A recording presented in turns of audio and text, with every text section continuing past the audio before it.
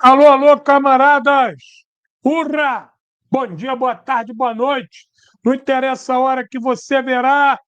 Importante é que estamos nas ondas para mais uma transmissão do canal Guerra Patriótica. Convido essa turma mais que boa, mais melhor de bom, a cravar o gostei aí para a gente poder avançar. Esse professor que vos fala está com uma gripe gigantesca e febre. Eu estou com essa cara aqui de ontem, que eu estava ali só um pouquinho deitado para ver se dava uma melhorada, para vir aqui meter bronco. Tomei aqui um bando de remédio, deu uma melhoradinha de leve, então vamos meter bronca. E você me ajuda aí. Dispara o dedo no gostei. Não esquece que para ajudar o canal, o Pix está aí. Qualquer coisinha ajuda, onde pinga não seca. Libera aí para a gente poder avançar. É? Crava no gostei, ajuda a divulgar o canal. Se puder dar uma força com Pix aí, não deixa de ver os materiais, daqui a pouco eu vou fazer propaganda do livro. Preciso muito, muito, muito que essa turma boa que está chegando aí ao pé do canhão me ajude com esses Instagrams aqui, por favor, me ajuda aí mais que muito, né? Me ajuda aí mais que muito com os Instagrams. Essa câmera está muito lá para cima. Instagram, @Guerra Patriótica, @Paiol Literário 1 e @Geoestratégia Estudos. Me ajuda aí, por favor, para a gente poder avançar. Vamos avançar aí. Vai cravando o dedo no gostei aí para a gente poder andar rápido, andar em direção à vitória. Temos que chegar aos 50 mil. É parada duríssima. Mas vamos embora, é possível, é possível. Me ajuda aí para a gente poder avançar. Certo? Não deixa de me ajudar, não. Vamos embora. Vai chegando e vai disparando o dedo no gostei aí, que eu estou firme aqui. Apesar da febre, da gripe. Não sei se é gripe ou resfriado, né? É uma confusão do cacete, mas me ajuda aí. Espera que eu estou esperando a ligação aqui de uma pessoa muito bacana, que eu tenho certeza que vocês gostam muito, e ele deve estar vindo aqui em casa. Se ele estiver vindo mesmo, eu vou botar ele aqui na transmissão para vocês verem ele. Deixa eu ver se ele está vindo mesmo. Ainda não ligou, mas ele deve estar vindo. Ele participa da transmissão com a gente aqui um pouquinho. Certo? Então, bora. Vamos disparando o dedo no gostei, que a gente vai contar hoje a história da Internacional Fascista. O que é Internacional Fascista? Após a Segunda Guerra Mundial, esse nome foi dado à reabilitação dos fascistas na Europa. E como é que eles foram usados para alavancar a Guerra Fria, para alavancar o anticomunismo que alimentaria a Guerra Fria. Esses estudos eles ficaram assim muito restritos à União Soviética, ao leste europeu, né? Nos países socialistas eles estudaram profundamente esse fenômeno e denunciavam, né? Mas o bloqueio midiático não permitia que isso chegasse aqui. Hoje já é difícil com internet, com Telegram. Imagina na década de 40, 50 e 60. Era quase impossível. Né? Isso aparecia uma hora aqui, outra acolá. Nos Estados Unidos até apareceu relativamente bem, porque muitos jornalistas se revoltaram contra isso, estudaram isso, e alguns caçadores de nazistas famosos também se pronunciaram à proteção que os Estados Unidos estava dando a esses nazistas e fascistas. Mas aqui no Brasil nós ficamos muito capenga disso, material não veio, né? Porque quem estudava isso? Foi os soviéticos, né? Poloneses, tchecos, quem sofreu ali na mão dessa gentalha.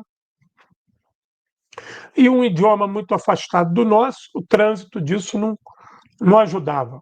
Além do anticomunismo da ditadura brasileira, que permitia que isso chegasse. E hoje, né, por mais que tenha material disso, qual é a editora no Brasil que está afim? Só a editora aqui, só a editora Guerra Patriótica para fazer isso.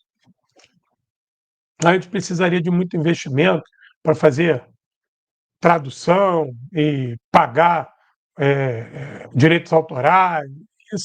Infelizmente, essa operação ainda não está no meu escopo. Quem sabe, quando a gente chegar lá a 100 mil no YouTube e começar a pingar uma graninha, que aí dá para a gente piscar os faróis de alegria e quem sabe a gente mete uma bronca dessa. Olha, a turma que vai chegando aí vai disparando o dedo no gostei, já vai me ajudando aqui no Instagram. Então, essa internacional fascista era chamada assim, jocosamente, pelos países socialistas, essa operação de salvar, né, os fascistas pós-guerra. Da mesma maneira que a família imperial japonesa, o Hirohito, e seus colaboradores mais próximos foram salvos pelos Estados Unidos ao fim do conflito. Por mais atrocidades que o Japão tenha feito com a anuência do seu imperador, tudo isso foi perdoado pelos Estados Unidos, contanto que virasse a página e que agora o inimigo era a União Soviética. E vamos avançar. Aqui, no Brasil, nós sofremos esse efeito. Nós tivemos duas figuras aqui no Brasil que participaram ativamente do golpe de 64, de toda a agitação contra Vargas e Jango e participaram do processo de tortura da Operação Condor. Um é Vernon Walter e o outro é Dan Mitrione. Essas figuras trabalharam com o Brasil na Itália. Foram homens de ligação do Exército Brasileiro com o Exército Americano na Itália. E essas figuras, né, o Vernon Walter tinha status de diplomata, e o Dan Mitrione um agente da CIA, primeiro da OSS, depois da CIA. O Dan Mitrione, ele aparece naquele filme Estado de Sítio, que mostra os Tupamar executando um torturador conhecido. Era ele saiu do Brasil para ensinar tortura no Uruguai. Aqui era a base deles. Falavam português perfeitamente, adoravam caipirinha, eram mais brasileiros do que qualquer outro brasileiro. Viviam aqui e conspirando. E eram pessoas de ligação com os militares brasileiros. Todos os dois homens do governo americano e trabalharam com os fascistas italianos. Então, até nós, né, quando o Dutra alinha o Brasil na doutrina Truman, é nesse sentido. E o Truman é o cara que vai dar todas as ordens executivas para a Operação Paperclip, né, que é aquela operação que os Estados Unidos fez, que pegou mais de 1.500 cientistas nazistas e levou eles para os Estados Unidos com as suas famílias, botando eles para trabalhar, limpando as suas imagens e transformando eles em celebridade. Precisa tocar uma buzina dessa.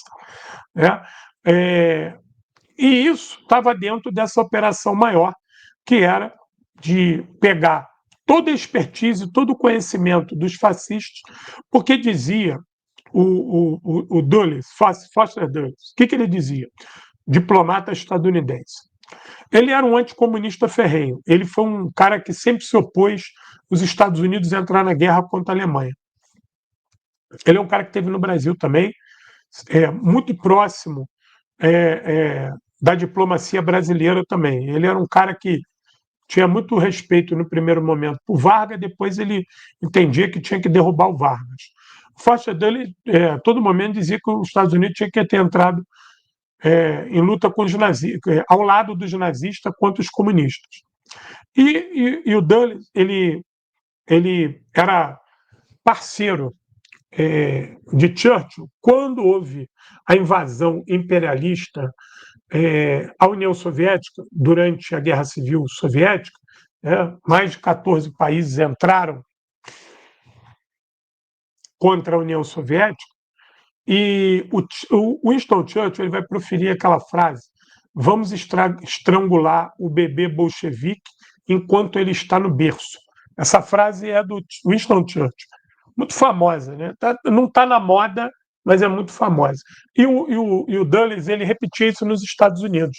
Nós temos que fazer o que Churchill nos ensina: estrangular o bebê bolchevique enquanto ele está no berço, se remetendo àquele período lá da Guerra Civil, de 19 a 23, né? Na verdade, de 18 a 23. Tem bibliografia que fala que acabou em 21. Mentira, foi de 18 a 20, até 23 o Exército Vermelho ainda lutava contra contra exércitos inimigos e resquícios de exército branco no seu território. Já com menos intensidade que 21, claro. Então, veja, deixa eu ver se o nosso convidado já está aqui. Não, ainda não.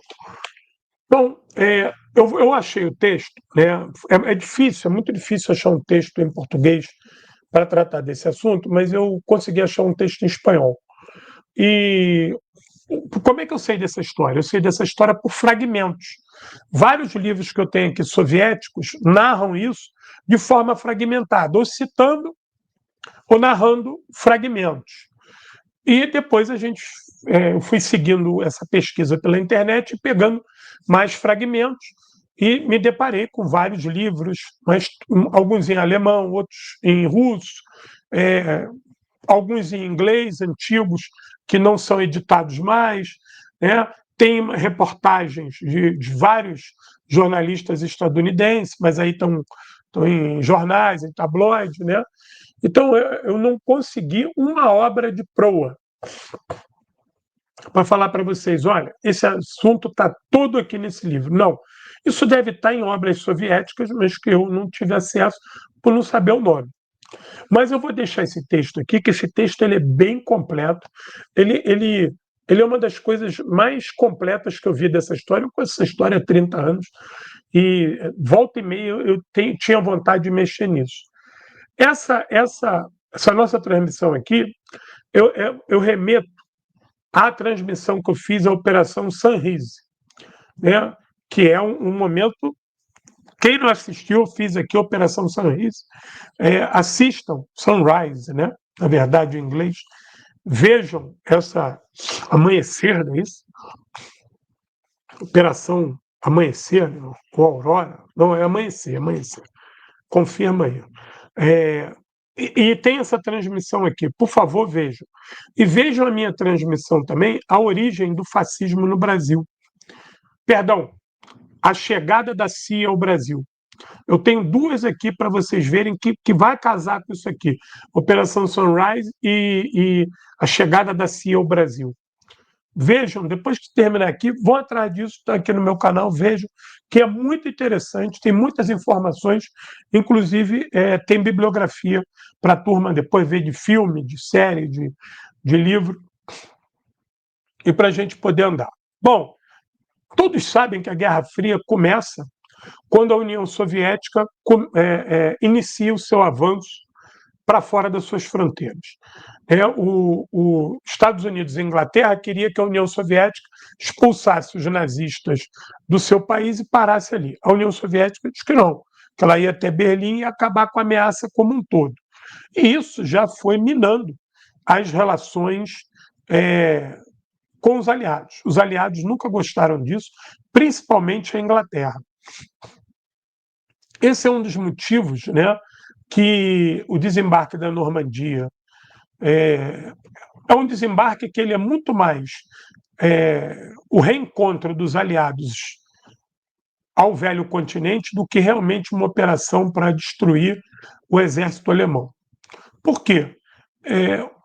A operação de desembarque na Sicília ela vai lutar contra soldados de quinta categoria. E o desembarque na Normandia foi lutar contra soldados nazistas de segunda categoria. O que o bicho estava pegando mesmo era na frente leste. E se eles quisessem ajudar realmente os soviéticos, e aí fica claro que não, eles queriam que os soviéticos vencessem, mas que isso fosse demorado, para dar tempo deles restituírem uma política de segurança no continente europeu, principalmente na Europa Ocidental, e impedindo que a União Soviética alterasse a política pré-guerra, ou seja, que não capitalizasse na luta a ascensão dos movimentos comunistas, que eram frenéticos, tanto na França e na Itália. Só você vê que esses partidos eles foram sabotados pelos aliados. Eles foram desarmados e impedidos de tomar o poder. Os Estados Unidos, a Inglaterra, o Canadá, soldados poloneses recrutados. Essa turma que impede os comunistas italianos e franceses de tomar o poder. Inclusive, sobre a França, quando a França se rende para a Alemanha nazista lá em 1940, é bom que fique registrado um detalhe. A França se rende para a Alemanha e não manda o grosso de suas tropas para lutar contra as forças nazistas que estavam vindo do leste. Por quê? Porque o governo de Vichy tinha medo de tirar as tropas francesas da capital e os comunistas tomarem Paris, porque era isso que ia acontecer.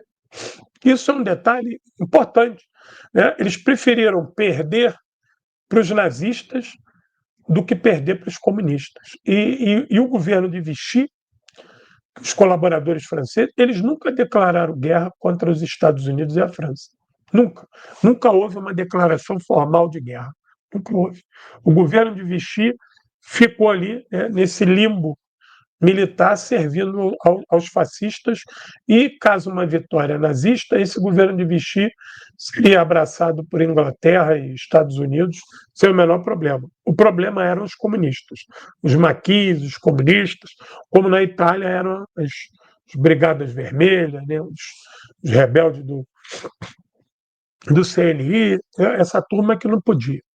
E vou começar nesse texto aqui, só para vocês verem a origem da coisa, né? Eu vou botar o nome dos canalhas aqui, ó. Os arquitetos da Internacional Fascista. Eu leio e comento, e depois eu ponho aqui o texto para a turma seguir avançando.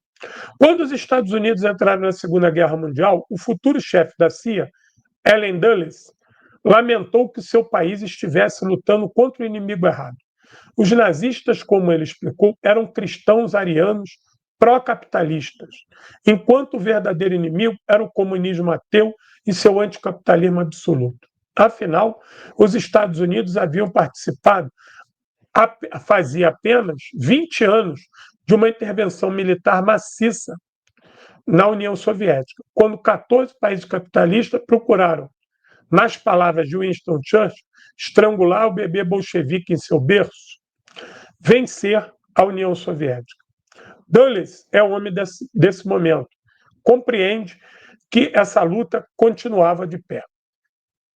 Assim como muitos dos seus colegas no governo dos Estados Unidos, que mais tarde se tornariam celebridades da Guerra Fria, entendiam que o inimigo a ser batido era a União Soviética e não a Alemanha nazista. Michael Parenti argumentou de forma convincente: aqueles que lutavam contra o comunismo desde o início eram seus amigos. O Parenti se torna também um político estadunidense. Perto do final da Segunda Guerra Mundial, o general Karl Wolff, deixa eu pegar aqui a foto do Karl Wolff para vocês verem. Agora a coisa toma aqueles rumos de absurdo. Deixa eu pegar aqui a minha pastinha de trabalho. Cadê a minha pastinha aqui? Peraí. Agora é aquelas coisas de ficção científica que tu fala assim, pô, isso é mentira. Será que isso é verdade? Será que ele fez isso? Agora a coisa entra hoje está aqui, ó. A figurinha aqui de Karl Wolff.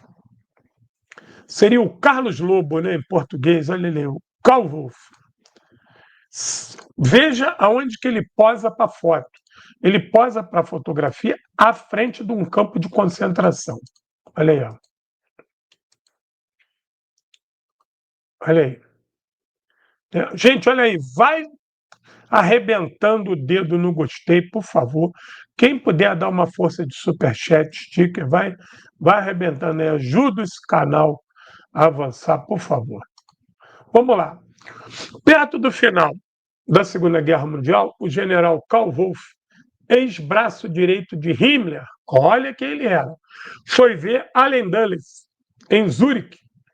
Depois vocês vejam a Operação Sunrise aqui, a minha transmissão, onde trabalhava para o Escritório de Serviço Estratégico, a antiga OSS, que vai dar origem à CIA. Wolff sabia que a guerra estava perdida e queria evitar ser levado à justiça. Dulles, por sua vez, queria que os nazistas na Itália, sob o comando de Wolff, depusessem as armas contra os aliados e ajudassem os americanos em sua luta contra o comunismo. Wolff, que foi oficial da SS de mais alto escalão a sobreviver à guerra, ofereceu a Dulles a promessa de desenvolver com a sua equipe nazista uma rede de inteligência contra Stalin. Foi acordado que o general, que desempenhou um papel central na supervisão da máquina genocida nazista e que expressou sua alegria especial quando conseguiu trens de carga para enviar 5.000 judeus por dia para Treblinka, seria protegido pelo futuro diretor da CIA, que o ajudou a evitar os julgamentos de Nuremberg. Treblinka, para quem não sabe, é um famoso e terrível campo de concentração, campo de extermínio, né, que fazia parte aquele conjunto, né, Birkenau, Treblinka, Auschwitz. Deixa eu ver se o nosso convidado ilustre me mandou mensagem aqui que está vindo. Ainda não. Deixa eu ver se ele me ligou, também ainda não. Está vindo aí. Então,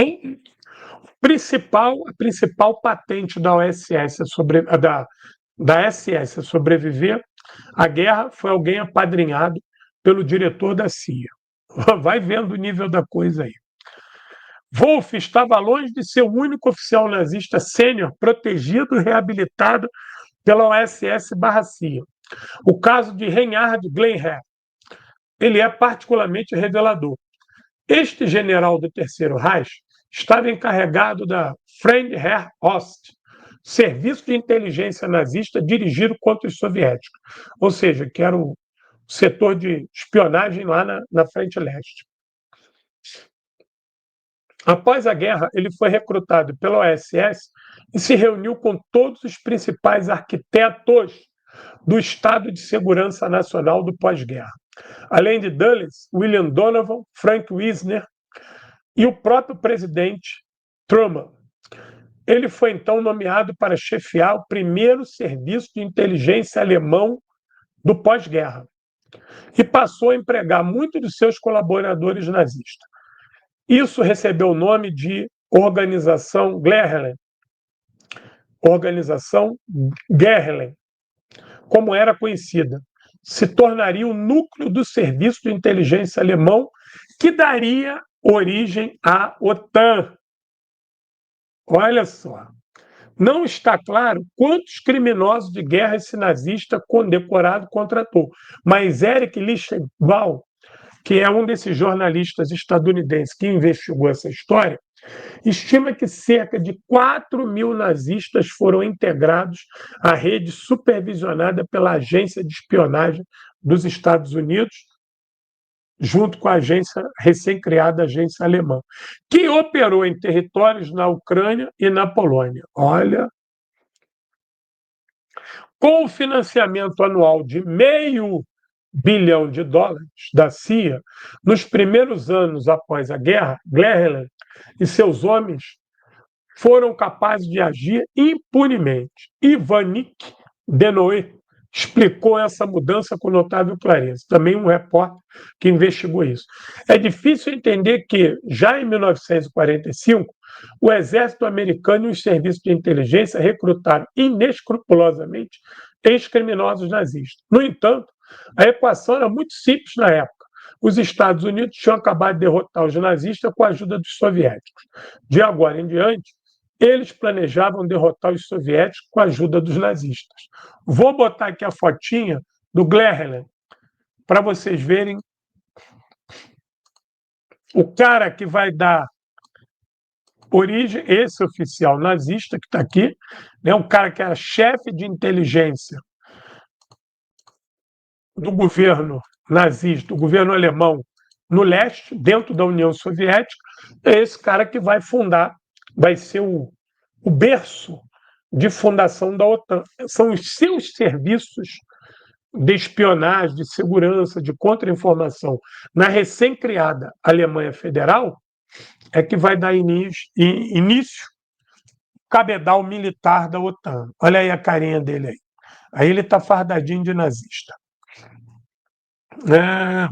A situação era semelhante na Itália, porque o acordo de Dulles com Wolff fazia parte de um empreendimento maior, chamado Operação Amanhecer. Olha ela aí! que mobilizou nazistas e fascistas para acabar com a Segunda Guerra Mundial na Itália e iniciar a Terceira Guerra Mundial em todo o mundo. Dulles trabalhou lado a lado com o futuro diretor da contra-espionagem da agência, James Angleton, que estava então estacionado na Itália, servindo como chefe da OSS, ou seja, era o homem da espionagem estadunidense dentro da Itália no período da guerra. Esses dois homens que se tornariam dois grandes atores políticos poderosos do século XX demonstraram que eram capazes, com essa estreita colaboração, de ampliar os serviços de inteligência americano na Europa com a ajuda dos nazistas. Angleton, por sua vez, recrutou o fascista para acabar com a guerra na Itália, a fim de minimizar o poder dos comunistas. Valério Borghese, também jornalista, foi um dos seus principais contatos. Não, perdão, esse é o fascista lá, o assessor do Mussolini. O repórter italiano vai aparecer mais à frente. A fim de minimizar o poder dos comunistas, Valério Borghese, deixa eu botar a cara do Valério Borghese aqui, para vocês verem quem é a fera. Daqueles fascista italiano, daqueles que andava de camisa preta e fazendo saudação. Baba-ovo, puxa-saco do Mussolini, garoto de recado, gente da pior espécie. Vou pegar aqui uma fotinha dele aqui. Mas só tem... Peraí que tem que dar um print aqui que eu vou botar aqui no peito. Vocês verem a carinha desse salafrário. Carinha do pilantra. Peraí. Em italiano, a gente falaria o seguinte: tutti buona gente. Aqui. Vamos ver a carinha do safado aqui.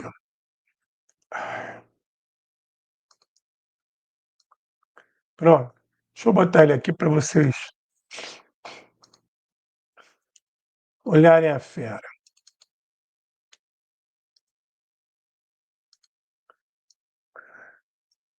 Então, Valério Borghese. Olha aqui o Valério Borghese aqui, ó.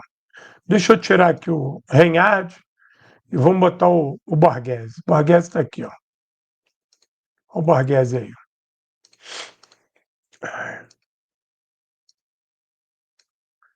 Esse vai passar, esse fanático fascista. Gente, dispara o dedo no gostei, por favor, para comprar livre placa, está aí no contato na tela, hein?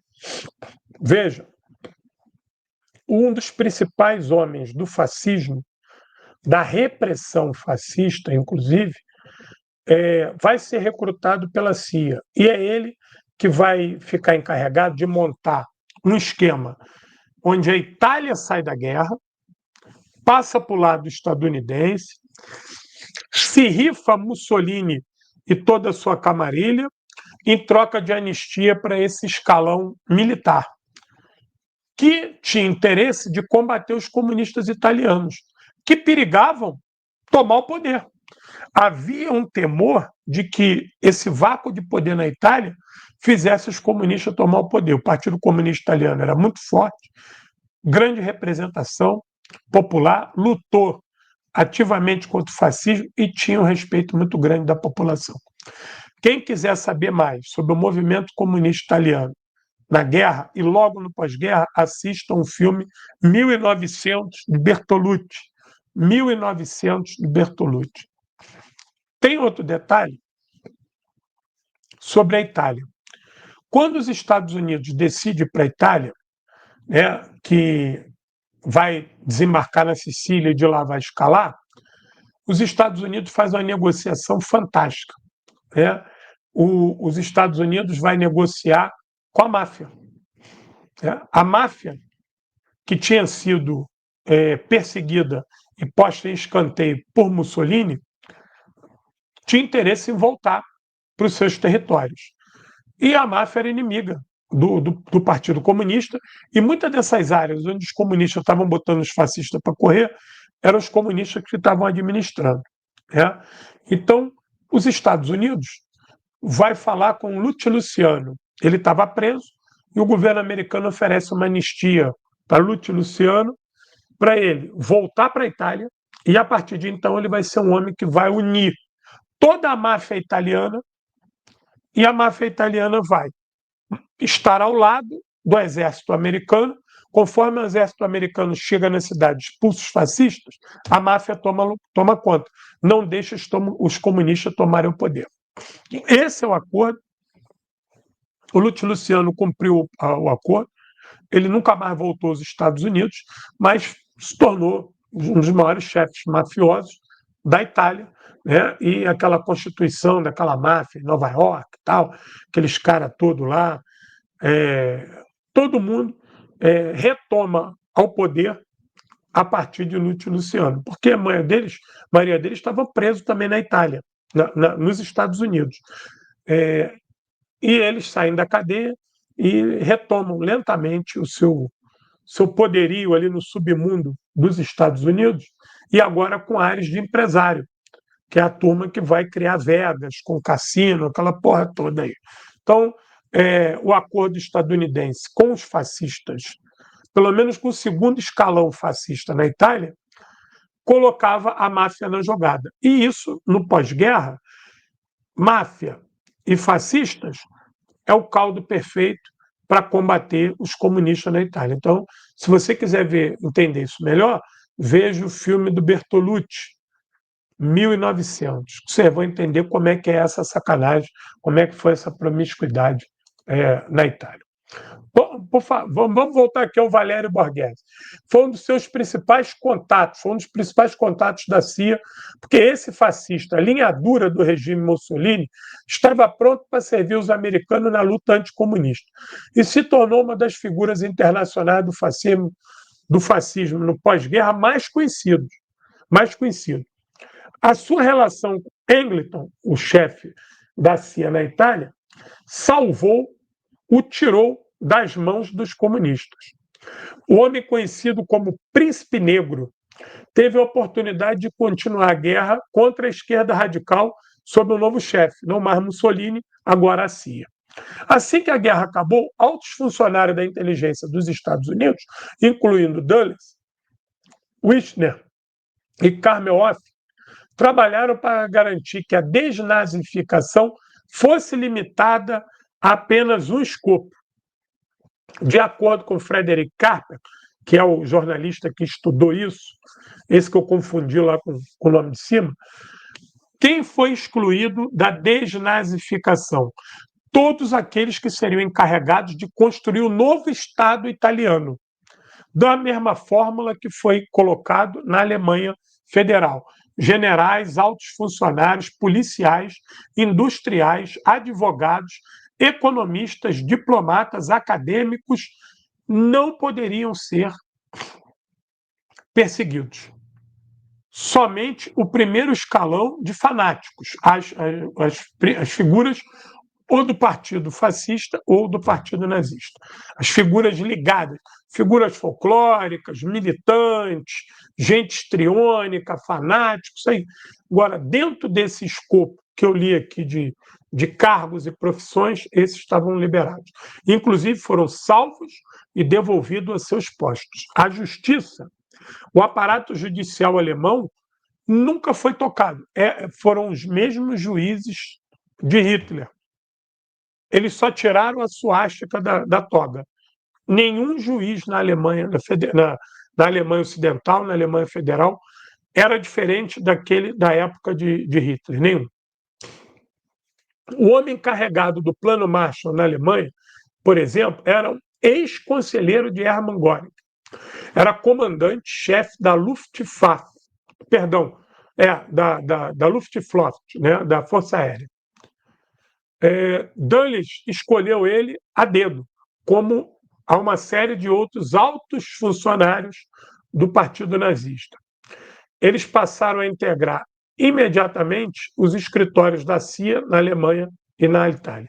Receberam a ordem de reconstruir administrativamente os seus estados. O texto aqui fala que a reconstrução da Itália e da Alemanha seguiu o mesmo padrão. Erich Lichtblau, aquele jornalista que eu falei lá a primeira vez, estima que mais de 10 mil nazistas conseguiram emigrar para os Estados Unidos no período pós-guerra. Pelo menos 700 membros e oficiais de alta patente do Partido Nazista conseguiram entrar nos Estados Unidos. Veja bem. No entanto, na década de 30 e 40, refugiados judeus eram barrados, inclusive mandados de volta para a Alemanha. Além de algumas centenas de espiões alemães e milhares de funcionários da SS, a Operação Paperclip, que começou em maio de 45, levou para os Estados Unidos pelo menos 1.600 cientistas nazistas com suas famílias. Este empreendimento visava recuperar as grandes mentes da máquina de guerra nazista e colocar... Peraí, gente, só um minuto, hein? Peraí, só um minuto, só um minuto.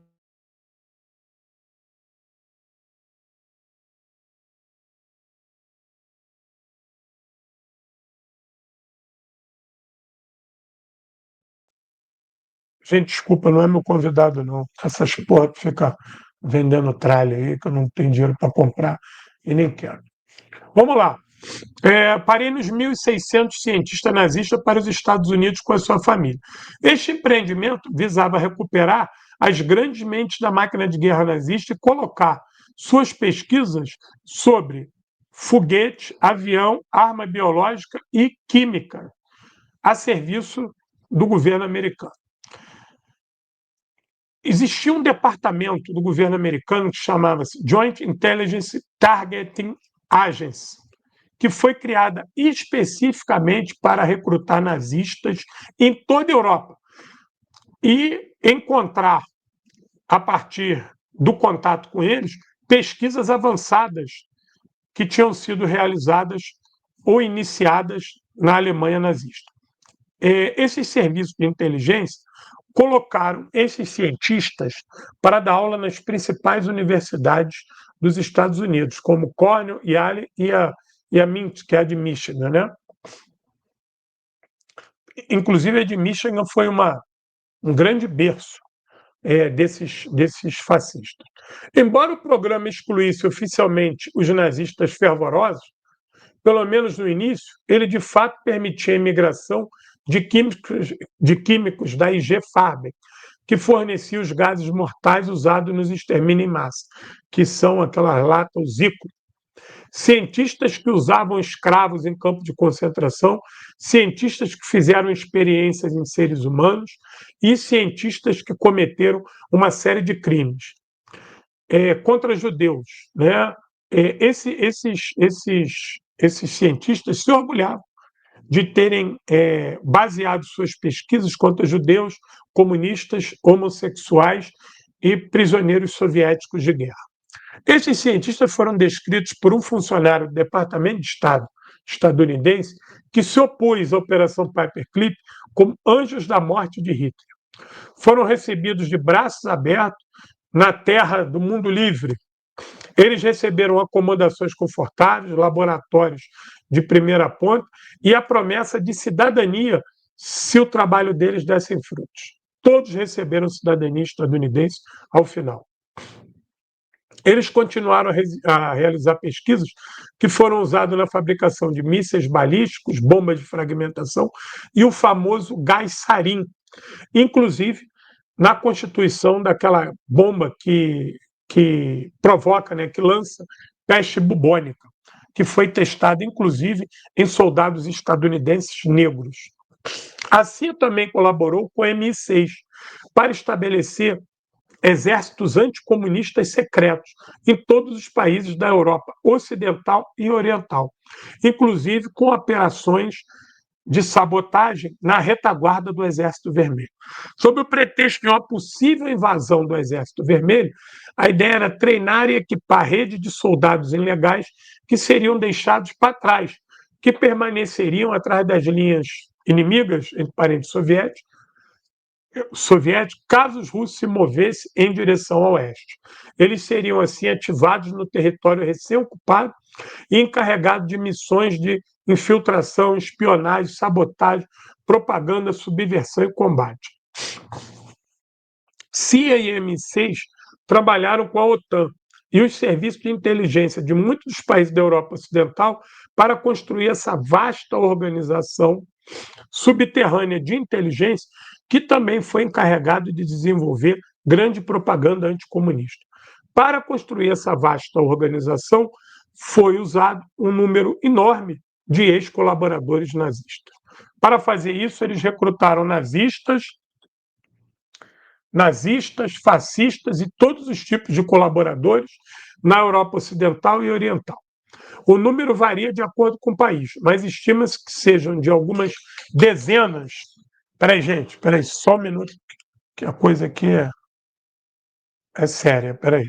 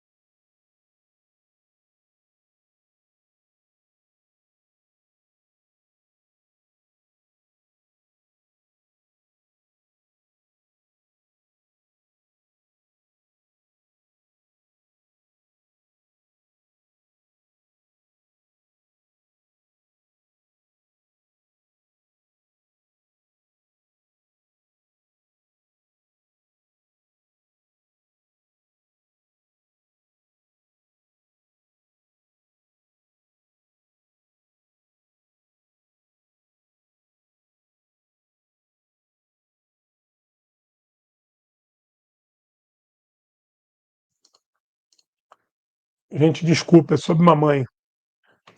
A mãe está meio barro, meio tijolo, mas está se recuperando. Vamos embora, vamos avançar aqui, né? Peraí, deixa eu botar aqui. Eu parei as duas agências trabalharam com a OTAN, né? Para fazer isso, recrutaram nazistas, fascistas, colaboradores e outros membros anticomunistas e vários elementos da extrema-direita. O número varia de acordo com o país, mas estima-se que sejam algumas dezenas e várias centenas, ou mesmo alguns milhares por país. De acordo com o relatório do programa de televisão Return aux Sources, haviam 50 unidades de redes em espera só na Noruega, 150 na Alemanha e mais de 600 na Itália e 3.000 na França.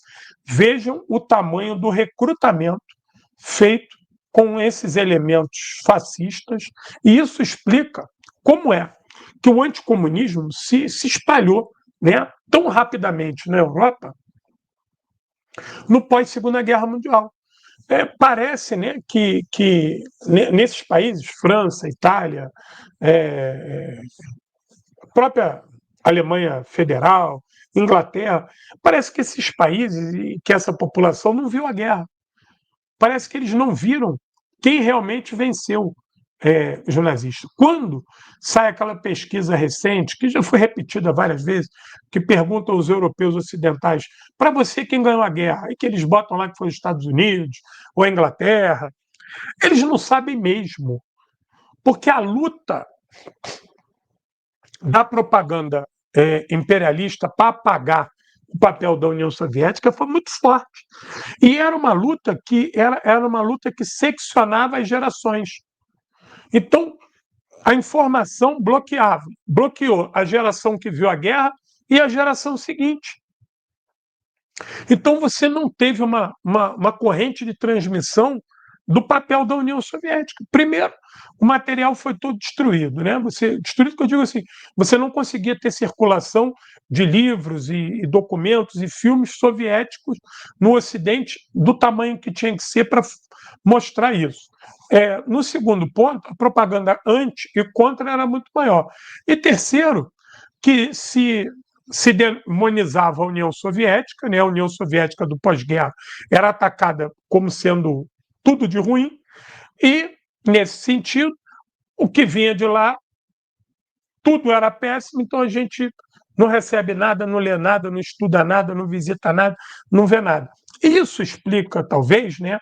Isso é uma tese minha, eu já conversei isso com os colegas, eu acho que uma das maiores autoridades que a gente tem nisso é o companheiro professor Luiz Eduardo Mergulhão, professor Francisco Carlos, que estudam essa coisa das democracias populares. No Ocidente, esse eurocomunismo, né, esses partidos comunistas muito ruins, muito tacanhos, muito muquirana, muito mequetrefe, em base a isso. Porque a propaganda anticomunista foi tão forte, tão forte, tão forte, que primeiro eles perderam o contato com o leste. Segundo, que eles querendo mostrar que eram diferentes para a sua população, querendo ter uma penetração na sua população, devem ter tentado criar algo novo. Vamos fazer algo novo. E esse novo é algo completamente desvairado, deslocado da realidade. É impossível que os comunistas franceses, que lutaram tanto contra o fascismo, não tenham conseguido assumir o poder na França, foram afastados. Os comunistas na Itália, né?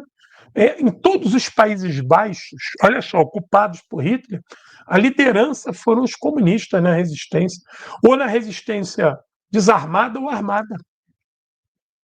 É inegável o papel dos comunistas em Portugal e na França.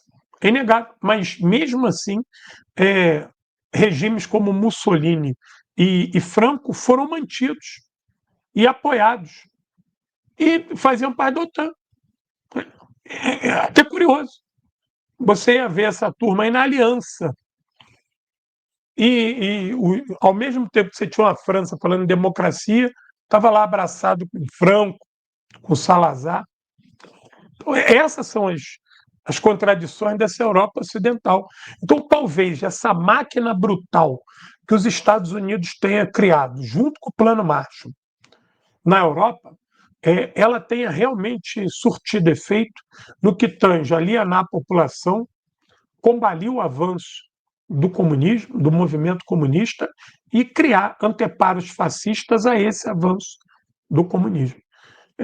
Nesse sentido, conforme a gente vai estudando, vai observando e vai vendo a merda que é hoje essa Europa, a gente vai tendo a certeza que esse plano maquinado lá atrás pelo Dulles e todo a máquina imperialista estadunidense, sempre em conluio com os ingleses, foi triunfante. Eles venceram nessa pegada. Não conseguiram vencer no leste. A vitória no leste vai vir anos depois, por outros fatores. Mas no leste eles tentaram criar essa confusão, tentaram arrumar problema na Polônia, na Tchecoslováquia, na Hungria, mas não se deram bem. Lá os soviéticos conseguiram sentar bases e os partidos comunistas não foram cooptados. E não foram cooptados e também o seguinte, nessas regiões as forças aliadas não entraram. Você até teve estadunidense operando na Tchecoslováquia, mas não ficou. Veja a Áustria. Os soviéticos estiveram na Áustria, libertaram a Áustria. Assim que os soviéticos saíram da Áustria, a Áustria se tornou um covil reacionário. Por quê? Porque a Áustria aí já era a Áustria capitalista, a Áustria dos aliados. Muito desses nazistas que tinham ligação com a Áustria e que viviam na Áustria, além estou falando dos nazistas alemães que foram para a Áustria, né, permaneceram também intocáveis. Isso que a gente fala da Itália e da Alemanha serve para a Áustria também. É que a Áustria é um país pequeno, não é tão significativo, mas lá também se manteve essa estrutura nazista que nós. Gente, desculpa.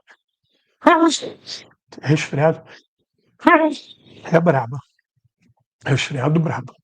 Voltemos aqui à nossa internacional fascista, né?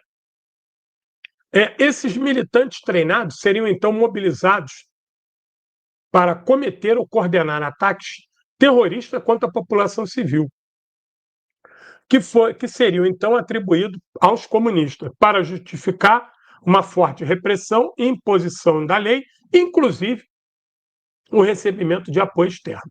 De acordo com dados oficiais da Itália, onde essa estratégia de tensão foi particularmente intensa, houve 14.591 atos de violência política motivados pela extrema-direita entre 1969 e 1987, matando 491 pessoas e ferindo 1.181. Veja, e a imprensa gosta de dizer que as brigadas vermelhas é que eram violentas. Olha aí, Vincenzo Vice-Guerra, membro do grupo de extrema-direita Ordine Nuovo e autor do atentado perto de Peteano, em 1972, explicou que os fascistas à Vanguardia Nazionale, como o Ordine Nuovo, estavam sendo mobilizados em batalhas como parte de uma estratégia anticomunista originada não com as organizações desviadas das instituições do poder, mas do próprio Estado, ou seja, não eram organizações paralelas, eram organizações de dentro do Estado, especificamente no âmbito das relações estatais dentro da Aliança Atlântica. Olha aí, OTAN. Uma comissão parlamentar italiana que realizou uma investigação sobre os exércitos que foram deixados para trás na Itália, esses exércitos subterrâneos fascistas, chegou à seguinte conclusão em 2000. Esses massacres, essas bombas, esses ataques, essas explosões, essas ações militares foram organizadas, promovidas e apoiadas por homens dentro das estruturas estatais italianas, como foi descoberto mais recentemente por homens ligados à estrutura de inteligência dos Estados Unidos que trabalhavam dentro do governo italiano. Olha aí. O Estado de Segurança Interno dos Estados Unidos, perdão, o Estado de Segurança italiano estava completamente dominado pelos Estados Unidos. Agentes estadunidenses trabalhavam na reconstrução dos governos italiano, alemão, até a lista aqui, austríaco, belga, francês. Em todos esses países receberam membros da elite de inteligência estadunidense. Eles também estavam envolvidos na supervisão das linhas de tráfico que financiavam os fascistas na Europa e permitiam que eles se reassentassem em lugares seguros ao redor do mundo. O tráfico de drogas foi usado como instrumento financeiro. Olha aí a máfia, olha o que eu falei da máfia, olha onde é que entra a máfia aí. E aí você vai ter a instituição de máfias na França, né? A máfia da Córcega e por aí vai. O caso Klaus Bab é um entre milhares. Klaus Bab é o açougueiro de Lyon. Mas diz muito sobre o funcionamento interno desse processo. Conhecido na França como o açougueiro de Lyon, ele foi chefe do escritório da Gestapo por 2 anos, incluindo a época em que Hitler deu a ordem para deportar pelo menos 22 mil judeus franceses. Este especialista em táticas de interrogatório aprimoradas, entre parênteses, tortura, né? Conhecido por torturar até a morte o coordenador da resistência francesa, Jean Moulin, organizou o primeiro cerco à União Geral dos Judeus na França em fevereiro de 43 e o massacre de 41 crianças refugiadas judias em Zeu, em abril de 44. Antes de chegar a Lyon, ele liderou esquadrões da morte que mataram mais de 1 milhão de pessoas na frente oriental. De acordo com Alexandre Koukenbach e Geoffrey Sinclair, estudiosos do assunto,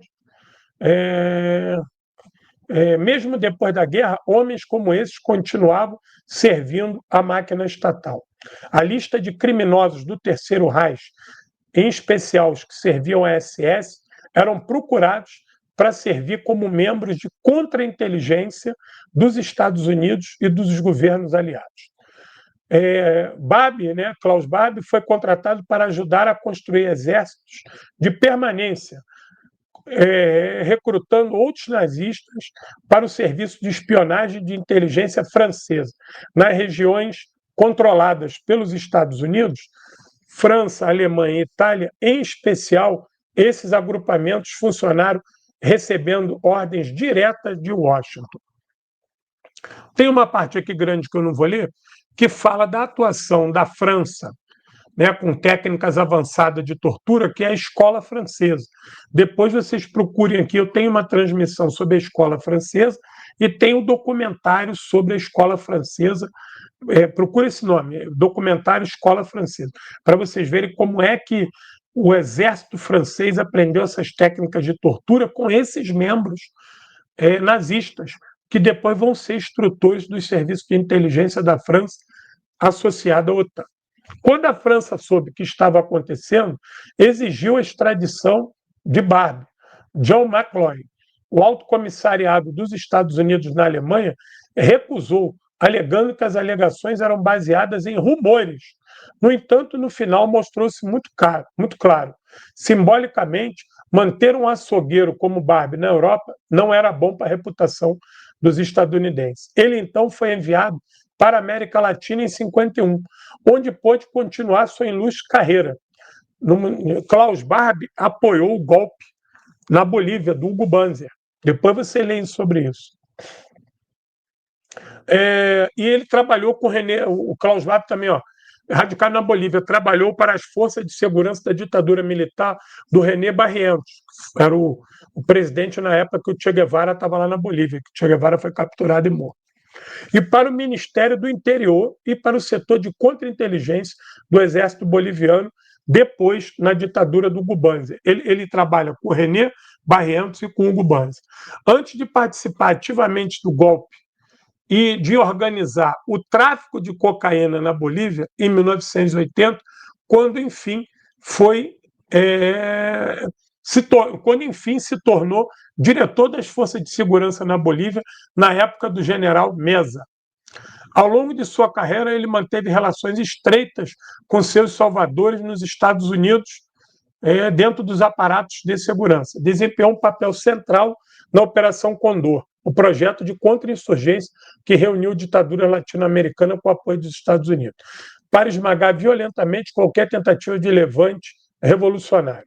Ele também ajudou a desenvolver o império das drogas na Bolívia, incluindo a organização de gangues e narcomercenários que ele chamou de os Noivos da Morte, e cujos uniformes se assemelhavam aos da SS. Ele viajou livremente nas décadas de 60 e 70, visitando os Estados Unidos por várias vezes, por pelo menos 7 vezes, e provavelmente por mais de 7 vezes oficialmente, e uma centena de outras vezes de maneira clandestina. Participou da caçada e da organização para matar Ernesto Che Guevara, em estreita ligação com a CIA. O mesmo padrão básico de integração fascista na guerra global contra o comunismo é facilmente identificável no Japão, cujo sistema de governo, antes e durante a guerra, foi descrito por Herbert Bix como fascismo do sistema imperador. Tess Morris Suzuki demonstrou de forma convincente a continuidade dos serviços de inteligência, detalhando como o Estado de Segurança Nacional dos Estados Unidos supervisionou e administrou a organização CAP, essa rede de inteligência privada, assim como a organização Berlin, estava repleta de ex-membros proeminentes dos serviços militares de inteligência do Japão, incluindo o chefe da inteligência do Exército Imperial, Arizui Seizo, que compartilhava com seu companheiro americano, Charles William Gopp, uma profunda admiração por Mussolini. Tu vê, o chefe de segurança estadunidense do Japão era fã de Mussolini. E o japonês também. As forças de ocupação dos Estados Unidos também cultivaram relações estreitas com altos funcionários da comunidade de inteligência civil japonesa durante a guerra, principalmente Ogata Taketora, esse notável fascista japonês se notorializou no pré-guerra e no pós-guerra por ações mirabolantes. O estudioso Mori Suzuki e outros estudiosos japoneses sobre o assunto fizeram questão de promover um estudo profundo, mapeando como é que essas figuras ligadas ao militarismo japonês, que tiveram notoriedade no ataque a Pearl Harbor, sobreviveram a isso e foram absorvidos pelo governo americano para atuar no pós-guerra. Foram importantes no conceito, no contexto da Operação Colombo. A operação estadunidense, tem live minha aqui sobre a Operação Colombo, para vocês entenderem como é que os Estados Unidos operou no Sudeste Asiático para combater o avanço do movimento comunista. Mapear a história dos japoneses famosos que serviram na guerra no período pré e pós.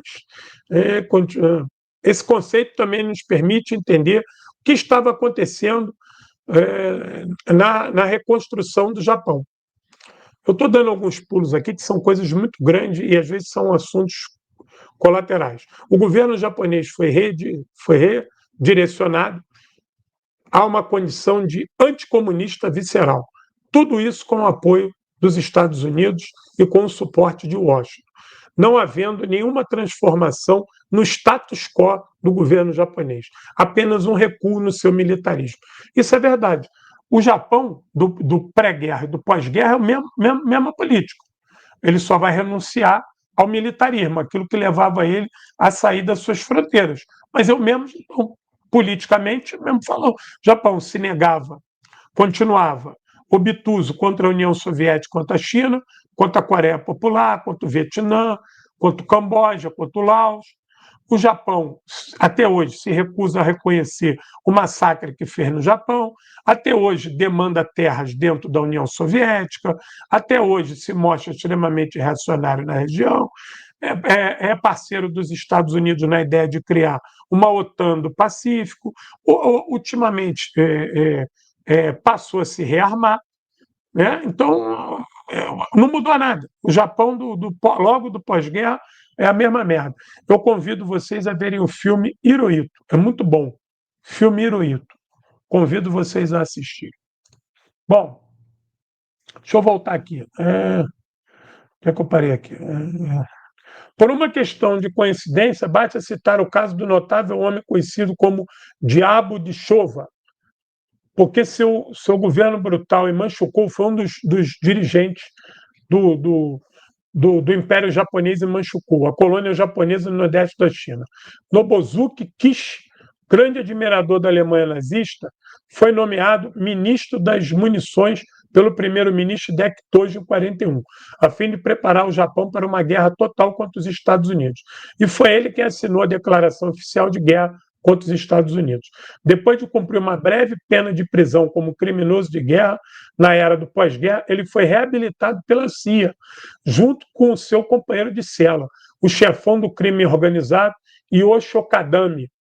Kishi, com o apoio generoso e financeiro dos Estados Unidos, assumiu o controle do Partido Liberal, transformou em um clube da direita de ex-líderes do Japão Imperial e se tornou primeiro-ministro japonês. O dinheiro da CIA fluiu por pelo menos 15 anos sob 4 presidentes estadunidenses, escreve Tan Wenner.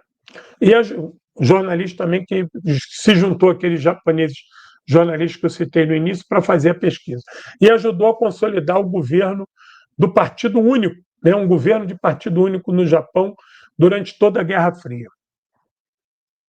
Os Serviços de Segurança Nacional dos Estados Unidos também estabeleceram uma rede educacional global para treinar combatentes pró-capitalistas, às vezes sob a liderança de nazistas e fascistas experientes, nas técnicas testadas e comprovadas de repressão e tortura durante a ocupação do leste europeu, na União Soviética, bem como propaganda e guerra psicológica. A famosa Escola das Américas, criada em 46 com o objetivo explícito de treinar uma nova geração de guerreiros anticomunistas em todo o mundo, segundo alguns, essa escola tem distinção de ter educado o maior número de ditadores da história mundial.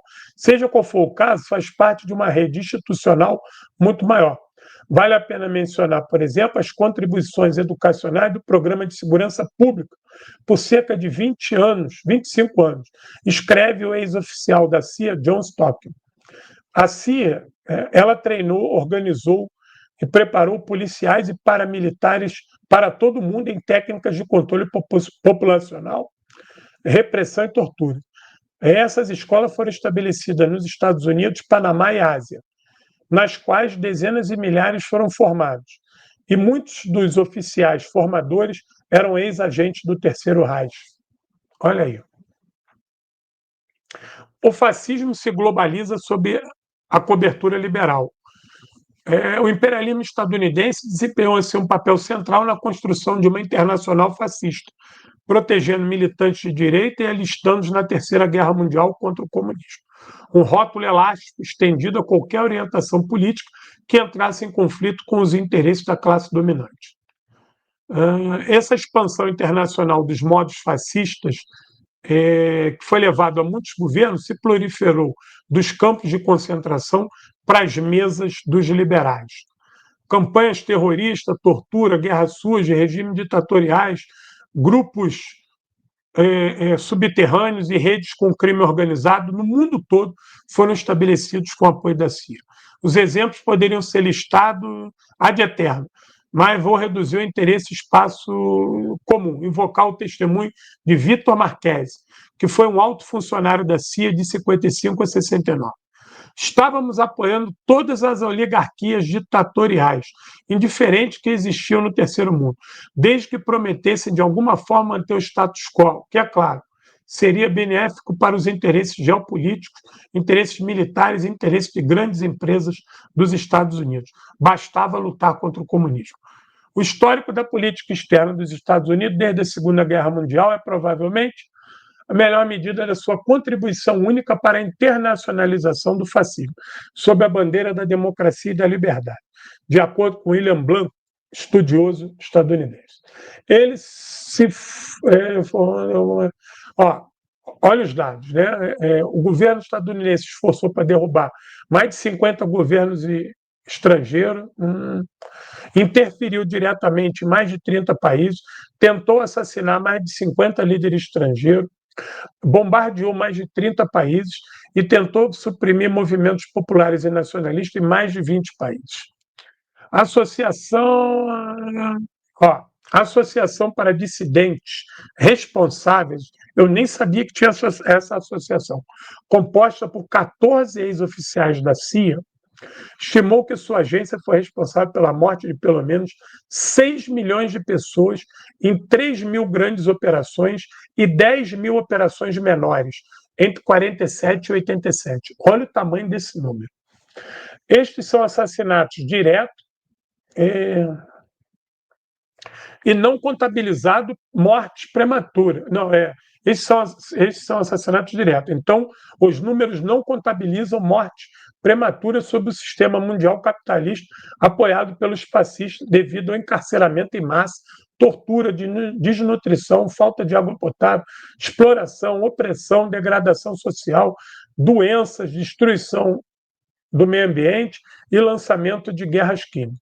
Em 2017, de acordo com a ONU, 6,3 milhões de crianças e adolescentes morreram de causas evitáveis ligadas à desigualdade socioeconômica, à desigualdade socioeconômica, destruição do seu meio ambiente, tudo isso com o apoio dos Estados Unidos. Olha que número terrível. Que equivale à morte de uma criança a cada 5 segundos. Nessas áreas de desestabilização e de desagregação social, os Estados Unidos têm interesses primais. Para se estabelecer como hegemonia militar global, o cão de guarda internacional do capitalismo, o governo dos Estados Unidos, contaram com a ajuda de um número significativo de nazistas e fascistas, que integraram sua rede global de repressão, incluindo os 1.600 nazistas trazidos para os Estados Unidos para trabalhar com cientistas. Os Estados Unidos, através da Operação Paperclip e os cerca de 4 mil integrados à organização Guerrilha, as dezenas, mesmo centenas de milhares, foram integrados a vários regimes no pós-guerra, ou melhor, são agentes do transguerra, transicionaram em várias guerras, né? E fortaleceram o movimento fascista em vários países do mundo. A América Latina e Europa receberam centenas desses agentes disfarçados como figuras secretas. A OTAN foi uma organização estabelecida diretamente com o know-how dos nazistas. Essa rede mundial de assassinos anticomunistas experientes também tem sido usada para treinar exércitos de terroristas no mundo todo, desenvolvendo guerras sujas, golpes e desestabilização. Gabriel Rockhill é um filósofo, crítico cultural e ativista franco-americano. Ele foi diretor e fundador do Workshop de Teoria Crítica e professor de filosofia da Villanova University. Seu livro inclui Contra a História do Presente, interrogações intempestivas sobre globalização, tecnologia democrática, intervenções no pensamento contemporâneo, porrada de livro aqui, né? É um pensador e um crítico radical do papel dos Estados Unidos nas relações internacionais. Bom, eu vou botar o texto aí para a turma ver. Como eu falei para vocês, isso era uma coisa que eu conhecia. Deixa eu botar aqui, estou botando aí como banner. Ó. Deixa eu botar aqui. Ó, vai aparecer como banner. Essa coisa da internacional fascista aparecia para mim fragmentos, eu falei isso no início do vídeo. Muito já ouvia falar nisso, havia uma pesquisa sobre isso, mas eu nunca tinha encontrado um texto que sintetizasse isso e mostrasse número. Esse texto mostra para a gente, eu convido a turma a ler, está aqui, né? Como é que os Estados Unidos dinamizaram isso, e mais, eles conseguiram criar um fascismo que agora é liberal. Né? Porque o fascismo de outrora, ele discutia o papel dos Estados nacionais. Os Estados Unidos conseguiu transformar, criar um fascismo que, na verdade, é entreguista. É um fascismo que se subordina aos Estados Unidos, que está disposto a fazer tudo que os Estados Unidos faz e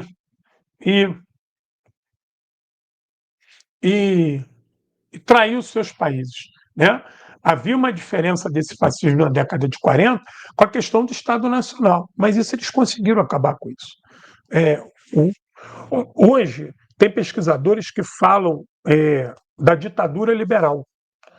Quando você vê os avanços das políticas anticomunistas na Europa, dentro do bloco europeu, né, da União Europeia, e a maneira belicosa como esses europeus dirigem a Europa, já se fala em ditadura europeia, uma ditadura burguesa, uma ditadura econômica, mas uma ditadura liberal, pelo seu rancor e pelo seu timbre anticomunista, são todos eles. Vê, Macron anticomunista, Merkel, Stein, Kajakal, todos esses, Mark Rutte, todos os principais líderes europeus, não é que eles são só de direita, eles são anticomunistas. Isso tem que ser observado. Porque ele, se fosse só direita liberal, compõe ali, briga aqui. Não, mas essa turma é anticomunista. Para tu ter ideia, o Merz foi eleito primeiro-ministro alemão. O primeiro discurso dele é: estamos aqui para combater essa esquerda. O fascismo crescendo na Alemanha e ele estava preocupado em combater a esquerda. A esquerda na Alemanha apoiou ele para evitar um governo da extrema-direita. E é o primeiro discurso que ele faz. Entendeu? Então, a Europa, que foi um grande laboratório dos Estados Unidos nesse sentido, como o texto revela, esses frutos dessa política de introjetar o fascismo de volta na Europa, mas um fascismo entreguista, vendilhão, extremamente violento e reacionário contra os comunistas, mas entreguista, frouxo e vendilhão para os Estados Unidos, está aí. É só ver como esses políticos aí da União Europeia vão lá beijar a mão do Trump, são humilhados pelo Trump, mas falam alto com a Rússia. Vão lá, beijam a mão do Marco Rubio, se sujeitam àquela figura besta, ignorante, mas quer falar mal com o Lukashenko na Belarus. Ao mesmo tempo que estão preocupados com os Zelensky, ignoram a Palestina. Então, essa geração de políticos, esses políticos europeus, eles têm de 40 a 60 anos. Né? Qual foi a formação deles? Qual foi o berço deles? A Guerra Fria. São todos filhotes da Guerra Fria. São todos filhotes de uma Europa reacionária. De uma Europa que viu aquele eurocomunismo bundalelê não dar em porra nenhuma, né? Uma Europa que entra num processo de degradação socioeconômico, então essa turma é ressentida, essa turma tem raiva, aí culpa os comunistas, culpa o Papai Noel, culpa os imigrantes, culpa negro, culpa todo mundo. E não conseguem ver que o abraço que eles deram ao neoliberalismo é que está levando a Europa a essa sua crise. E mais, é uma Europa que não tem uma estratégia de crescimento que não seja a expansão da OTAN e a ideia de destruição da Rússia. Ou então, de algum momento, um enfrentamento com a China. Então, isso é extremamente ruim, né? Esses anos de vacilação e bobeira da Europa estão dando esses frutos aí podres aí. Me chama a atenção essas últimas safras de políticos ingleses e franceses. É de um nível baixíssimo. Então, o nível baixo político não me assusta, porque sempre foi isso. Mas são intelectualmente medíocres. São pessoas que mal conseguem fazer um discurso. O discurso desses caras são chavões, clichês, todos eles reacionários. Tu pegar o discurso do Macron, do Ster e do Mendes e tirar a imagem, tu não sabe quem é quem, só pelo idioma, mas se mandar traduzir para o português, tu não sabe quem falou aquela bobagem. Essa Kaja Kallas agora, né, que é a líder da União Europeia, ela deu uma declaração que essa história de que China e Rússia venceram a guerra, que é uma bobagem, que isso é uma novidade para ela, que ela não sabia. E quem fala isso não estudou história. Ou seja, essa mulher é a líder da União Europeia, rapaz. Uma mulher relativamente nova. Não é uma reaça velha que vem lá de trás com o rancor da União Soviética. Como é que uma mulher dessa dá uma declaração absurda dessa, contrariando a realidade numa escala altíssima? Isso tem um impacto, porque isso alimenta os fascistas europeus, né? Alimenta a direita europeia, ela se nutre dessa tolice e, obviamente, joga a história no lixo, falsifica a história para poder dinamitar mesmo. Né? É uma situação muito difícil quando a gente analisa a decadência europeia, mas vejam, também é uma situação difícil para os Estados Unidos. Eu já falei isso aqui várias vezes. Os Estados Unidos, que chega ao ponto de eleger um Donald Trump, né, é que o sistema político estadunidense apodreceu. E esse apodrecimento a gente tem que acreditar aos liberais também, a esse partido democrata de merda que passa longe de democracia. É um partido extremamente reacionário. Tem hora que tu não sabe a diferença dele, tirando as pautas identitárias, e detalhe, vou ressaltar, pautas identitárias sem povo e o máximo pela direita possível. É a única bandeira que você distingue os democratas dos republicanos. Isso na área da cosmética, né? Isso na área ali do bunda lelê, porque no vamos ver é difícil de saber quem é quem. Agora, os Estados Unidos vai pagar um preço caro por uma figura abjeta como o Trump. O Trump ele vem desmontando, destruindo o Estado estadunidense como a gente conhecia. Ele vem fatiando esse deep state de maneira a, digamos assim, não é que os Estados Unidos, veja, o Trump está encurralando o sistema político tradicional estadunidense. Né? Ele se tornou um opositor, ele venceu a eleição e agora ele está encurralando. Quando ele diz que vai mandar tropa para os estados, vai mandar prender prefeito, ou seja, a tal da liberdade de expressão acabou. Eu vi agora que ele quer criminalizar o movimento antifascista. Né? Então, isso são coisas que, para quem dizia que era a terra da liberdade, é uma coisa absurda. Como essa máquina de caçar imigrantes no meio da rua. Isso é absurdo, cara. Parece que época de escravo, saia correndo, caçava o cara ali. As imagens que a gente vê dos Estados Unidos é quando o ICE para as pessoas, só para o carro, sai correndo. No outro dia, um imigrante atropelou um policial para tentar fugir, foi metralhado. É desespero, cara. Entendeu? As pessoas estão andando com documento escondido, evitam falar o seu idioma na rua para não serem reconhecidos. Entendeu? Se você for a Miami, se você for a Orlando, o que mais tu escuta é espanhol e português. As placas são até em espanhol. Como é que tu vai perseguir isso de uma hora para a noite? Como é que você vai acabar com isso? Quem construiu essas regiões do sul dos Estados Unidos ou foram os escravos ou foram os latinos? Como é que de repente você vai passar uma borracha em cima disso, trancando e deportando em massa? Eu vi que há uma reclamação muito grande dos produtores chineses, perdão, dos produtores estadunidenses, porque a China está parando de comprar soja estadunidense. Então, como é que vai ser isso, cara? Como é que.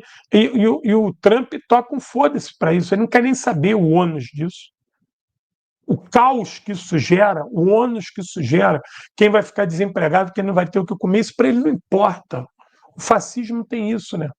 Foda-se o desdobramento disso, que se vire aí, o importante é tocar o MAGA, o projeto reacionário.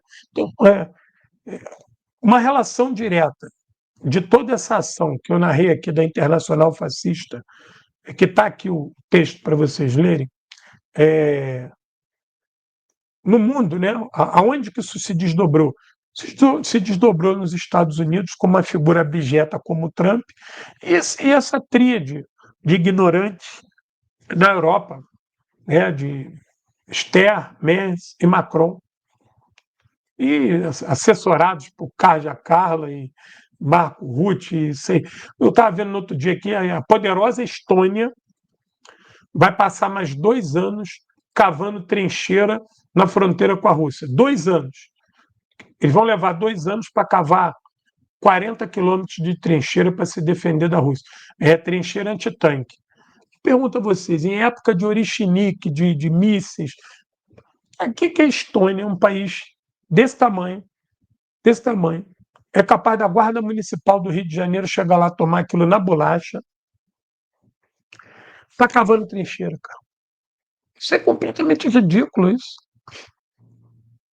Essa trincheira nem se usa mais.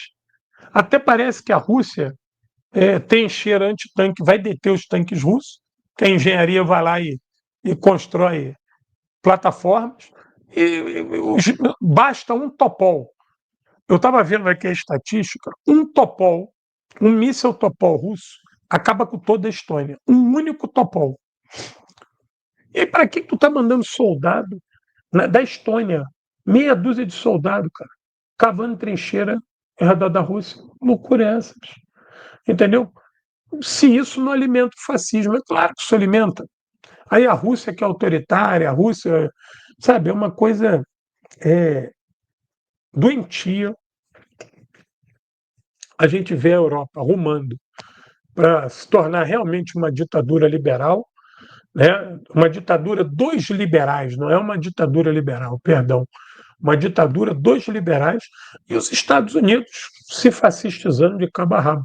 E veja, quando você pega na política externa Trump e Biden, qual é a diferença? Trump e Obama, pontual. Trump e Clinton, entendeu? A coisa é tão séria com Trump que o Bush filho não apoia o Trump. E eles são republicanos, hein?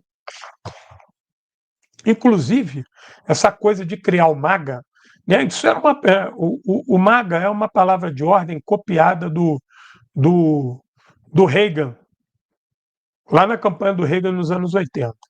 E copiou isso do Reagan, né? Que é o Reagan fazendo os Estados Unidos grande novamente.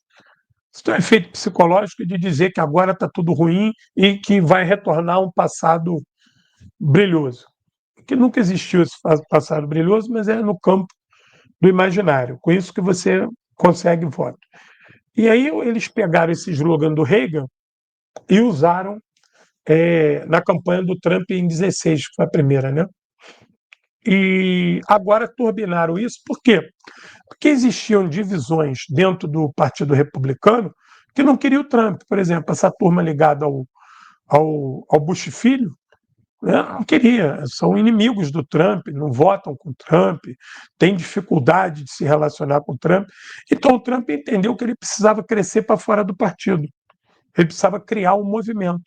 E criou esse tal de MAGA, essa coisa abjeta, essa coisa ridícula, nojenta, cheio de fascista, filha da puta, e esses idiotas brasileiros aqui, bolsominion, pendurados com esses bonés aqui também, né?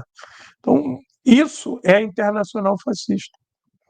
O que antes, né, foi o deslocamento de soldados, ex-soldados nazistas, para criar operações encobertas, físicas e psicológicas nas várias sociedades do mundo, esse arcabouço agora se dá pela rede social. Mas o ambiente foi criado. Né? Esse ambiente foi criado. Aqui, ó, quem criou esse ambiente aqui no Brasil e na América do Sul? Aqui, ó, Dan Mitrione. Esse cara era agente da CIA, foi homem de ligação da FEB lá na Itália e veio para o Brasil ensinar tortura.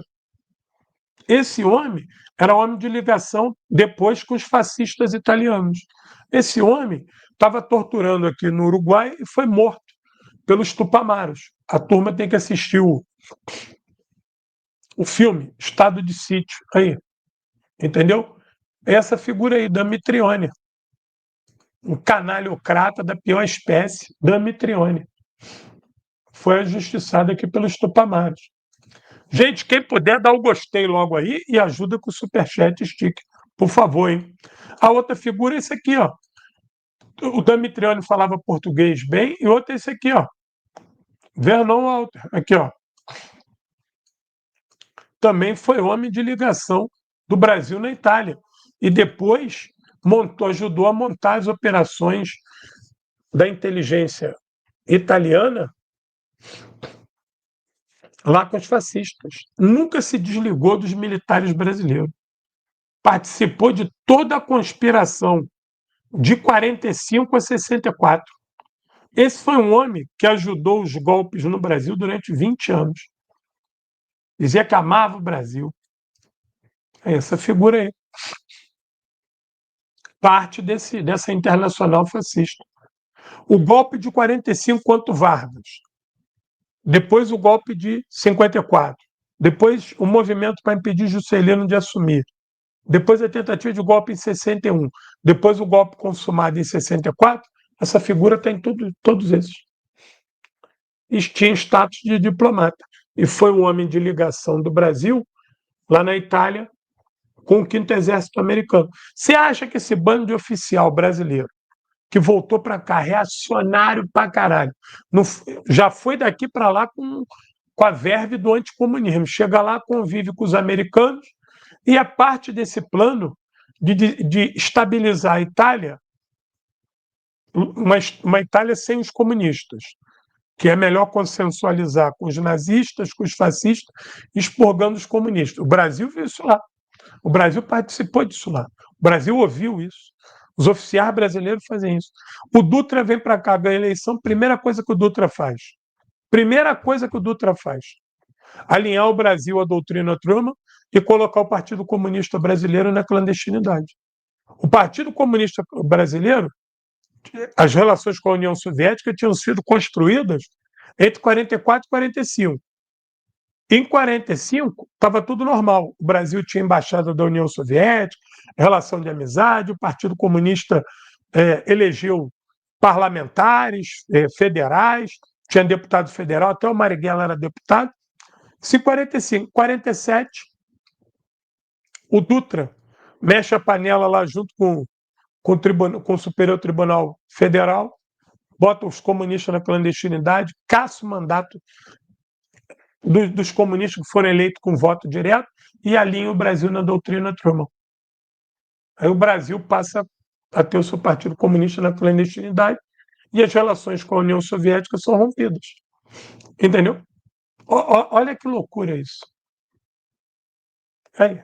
Quem foi o pai disso? Essa figura aí, Vernon Walter. Então, essa internacional fascista, ela também se desdobrou para o Brasil. E nós temos esses reflexos. Os Bolsonaro da vida, os amantes da ditadura brasileira, são todos fascistas. A ditadura brasileira foi uma ditadura fascista, entendeu? Uma ditadura de orientação fascista. E nós estamos vendo isso aí no nosso dia a dia no Brasil. Camaradas, estou recuando. Beijo no coração. Obrigado. Vamos avançar. Dispara o dedo no gostei. Não deixa de me ajudar aí. E vamos embora. Beijo no coração. Urra!